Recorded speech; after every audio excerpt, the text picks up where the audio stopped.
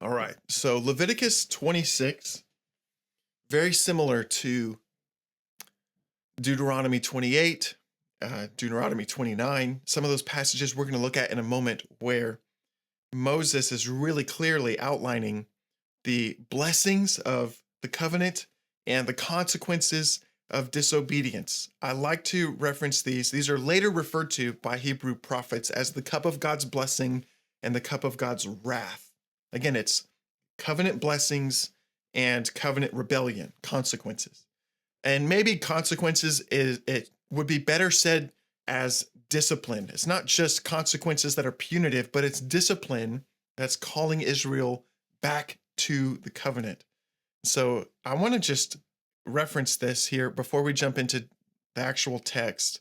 Deuteronomy 28 and Leviticus 26, they outline, it's like a covenant feedback system where Israel obeys the covenant, then they experience the cup of God's blessing. But if Israel disobeys or rebels against the covenant, then they experience not just consequences, but divine discipline. That is an appeal for reconciliation and redemption. It's not just punitive, but it's an invitation to return to the covenant and receive the cup of God's blessing. In Israel's case, God's discipline is a signal that's interpreted as an appeal to return to the covenant. That signal intensity can escalate if God's appeals go ignored or unanswered.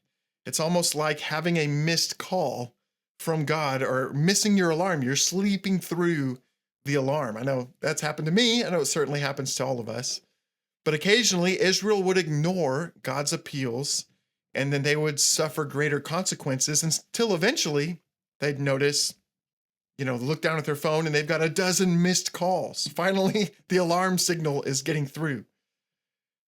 But far worse than that would be not receiving that feedback at all. When that disciplinary feedback goes silent is actually one of the scariest places to be, because then the restraint of your sin and your propensity for destruction really is unlimited. Silent mode, when God's feedback goes silent, is a notable characteristic of the end of the age, as sin is permitted to escalate drastically. But the primary threat to Israel in Leviticus 26 and in Deuteronomy 28, it's not an existential nation. It's not an existential threat of any kind, or even Satan who's opposing Israel. In these chapters, the threat is their rebellion against the covenant, and it's God himself who is withstanding Israel to invite them and call them back into reconciliation and right relationship. We see this throughout Leviticus 26. And let's see a couple things I want to highlight. Deuteronomy 28 is they're kind of sister and brother passages, just like that. All right, one second. As I find my place, a couple of examples of some blessing that you see if you were to just take a look. Let me pull up so I can control where the Bible's at. Beautiful things. You will keep my Sabbaths, and reverence my sanctuary. I am the Lord. If you walk in my statutes and observe my commandments and do them, then there's all these blessings that God pronounces. There's agricultural fertility. Let me scroll up so you can see verses 4 and 5. There's existential peace, geopolitical peace, the removal of harmful beasts even. There's supernatural military might. You'll chase your enemies and they will fall before you. 5 of you will chase 100.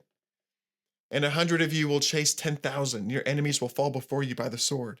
There's supernatural preservation and productivity. I'll turn to you and make you fruitful and multiply you.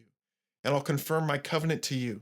And you'll eat old store long kept. You'll clear out the old and make way for the new. It's awesome. I mean, beautiful, just prosperity, plentifulness. God will dwell among you. This is, I think, the biggest part that I highlight the most. I will make my dwelling among you, and I will walk among you, and I will be your God, and you will be my people. I am the Lord your God, the one who brought you out of the land of Egypt, that you will not be their slaves. I have broken the bars of your yoke and made you walk erect.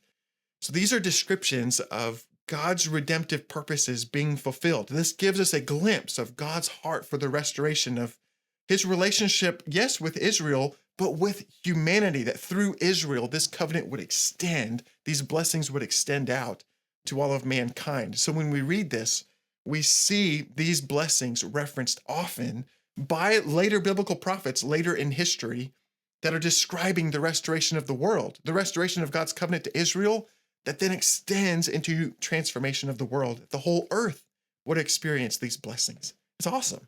Honestly, it's kind of cool to look at these passages. And yes, I want to pray them for Israel, for the establishing of God's covenant with Israel, but I want to pray these things over my event, eventually over my community, over where I live as well. It's a beautiful thing to see. Then, punishment for disobedience. You can see it there at the bottom of your screen. I'm going to go ahead and scroll up, and we get into what happens if there's rebellion against the covenant. What is the feedback that is set up as discipline to call Israel and God's people back into right relationship and reconciliation? Now, I want to just mention, I don't know, some of these are kind of brutal, to be honest. They're not super friendly or nice. This is not like the, oh, happy, great, everything is awesome side of the covenant. This is really the choice of disobedience that leads to destruction. That again, in a lot of ways, the covenant is meant to restore us from, restoring the consequence of sin. These are consequences of sin that produce destruction. And these are, as sin is allowed to escalate at the end of the age, this is some of the fruit of that sin that is produced among the nations. So I want you guys to see this, but some of it's particularly brutal. There are plagues of pain, wasting disease, and fever. There's absolute economic loss and the loss of economic security of any kind. There's military vulnerability and dread, subjugation. I want to go to verse 17. I will set my face against you, and you will be struck down before your enemies. So now it's like the reversal of all the blessings that God pronounced in the earlier verses. I mean, this would be the loss of those things. Even though, if in spite of this you do not listen to me, then I will discipline you again sevenfold. So I've kind of broken this up in the outline of the notes. Let me just pull that up so you can see it. In the notes, I go ahead and show, will that scroll up? Where is it? I want to scroll it up for you. This is me having too many windows open. Here we go. That it's actually kind of broken up into sequences. I've listed them kind of as rounds of discipline. And if the first round or the first call goes ignored or unanswered, then the second call initiates, and there's a escalation through each sequence. And so that second round, you've got humiliation. I mean, the complete humiliation of all their pride. I will break the pride of your power. Let me pull back up the Bible so you can see in verse 19, I will break the pride of your power, and I will make the heavens, your heavens like iron, and the earth like bronze. Talking primarily about just agricultural futility, infertility. Your strength will be spent in vain, for your land will not yield its increase, and the trees of the land will not yield their fruit. And then again, we get to the next round. Wild beasts attack children and livestock. There's population collapse. We get to the next round. The sword of vengeance, pestilence in the cities, captivity to invaders. Let's see, verse 25. I will bring the sword upon you and execute vengeance for the covenant. And if you gather within your cities, I'll send pestilence among you, deliver you into the hand of your enemies. I'll break your supply of your bread. 10 women will bake bread in a single oven and shall dole out your bread again by weight, and you shall eat and not be satisfied. And starts talking about famine, just a complete loss of population, of their land, their agriculture, their livestock. And then again, if you don't listen again, you get to the escalation of another round where the starvation becomes so intense that Moses literally starts to describe cannibalism. He describes high mortality. He describes the complete destruction of the idols that they put their trust in, the desolation of their land, the people scattered and hunted among the nations. The cities go uninhabited. The land is left idle and allowed to rest. This is an interesting one that I'm interested in people's thoughts on in the long term. But anyway, we're just kind of cruising through some of this as an overview. Not going to cover every verse, but as long as it lies desolate, it shall have rest. Talking about the land that Israel inherited. The rest that it did not have on your Sabbaths when you were dwelling in it. And for those of you who are left, I will send faintness into their hearts, in the hands of their enemies. Again, it's just, the call is again going unanswered and the alarm continues to escalate. But again, there are appeals for reconciliation. Now, if I scroll down, here we go. Verse 40. But, now hang on, there's hope. Moses doesn't leave this as just a hopeless thing. He says, but if they confess their iniquity and the iniquity of their fathers in their treachery that they committed against me and walking contrary to me, so I have walked contrary to them and brought them into the land of their enemies. But if then their uncircumcised heart is humbled and they make amends for their iniquity, then I will remember my covenant. Look at that, verse 42. I will remember my covenant with Jacob, and I will remember my covenant with Isaac, and my covenant with Abraham, and I will remember the land.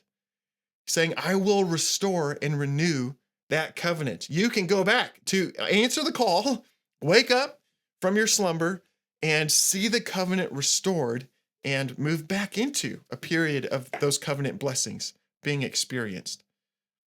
And I mentioned in the notes, I'll go ahead and pull this up because this is pretty cool.